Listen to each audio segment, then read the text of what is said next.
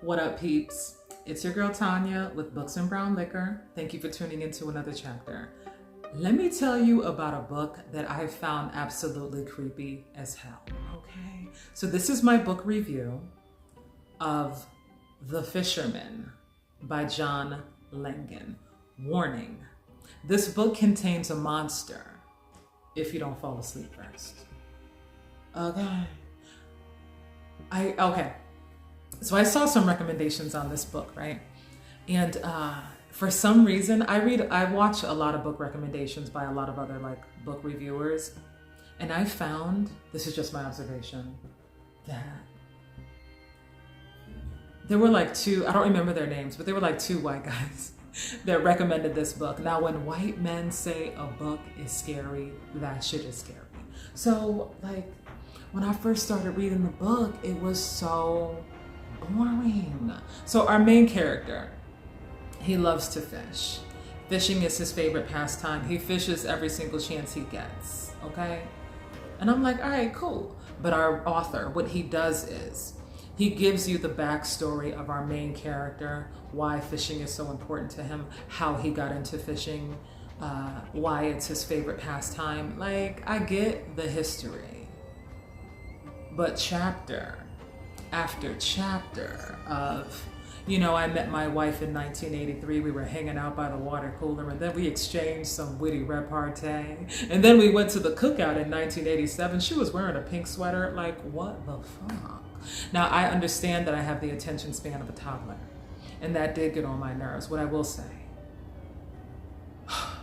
is you truly understand our character, where he comes from, his motivation, why fishing is so, you truly understand where he's coming from. Cool, got it. But the story reads like our main character is telling you about the most horrifying thing that ever happened in his life. So it actually feels like some shit that really went down, okay? Once you get past all the history, the who, the what, the when, the where, the why, you do eventually get to the good stuff. Okay, so again, our main character, he's grieving. He's experienced a major loss. What he does to get through this difficult period in his life is he takes up a hobby, fishing.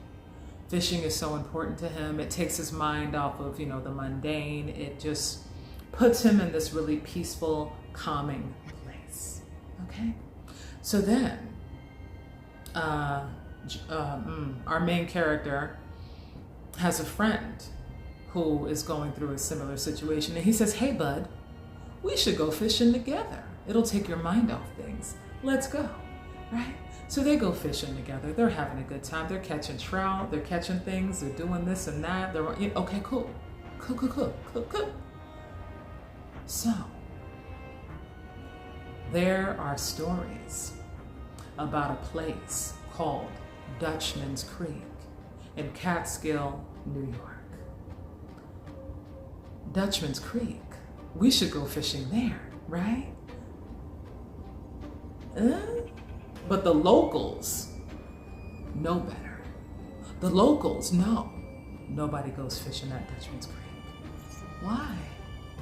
Why is that? Okay. Here's why. So they're on their way to go to this epic fishing trip in Dutchman's Creek, Catskill, New York. It's raining really bad that day. Raining, pouring. The old man is snoring type rain. So they stop at a diner and they get some breakfast. And they say, we'll have some breakfast and maybe, the rain will let up and we'll go fishing and it'll be cool. So this is a place they go to have, breakfast all the time. And the guy that works the grill is like, hey, where you guys going fishing to? And they say, oh, we're going to Dutchman's Creek. Say, what? You going where? And the whole place is like, and they're like, yeah, why? And he goes, let me get a refill and I'm gonna tell you a story. Now, whenever somebody needs a refill of whatever they're drinking, before they tell you a story, here come the shits, all right? So our man that works the grill, he proceeds to tell him the most horrifying story I've ever heard in my life. I mean, ever. Okay? He tells him this, and this is when you meet your monster. He tells him this story about the shit that went down at Dutchman's Creek in Catskill, New York. So it's like a story within a story, okay? So then,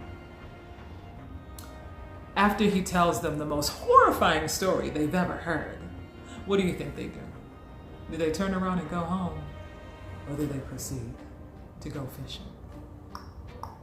That's right, you guessed it. On to Dutchman's Creek they go. Because we don't believe that. We gonna go fishing anyway. And on to Dutchman's Creek they go. After hearing the most horrifying story ever told. They go. And I'm like, oh my God, they're really going. They're really going. And I exited off the freeway and I turned right and I'm like, oh my God, they're really fucking going. Like they want.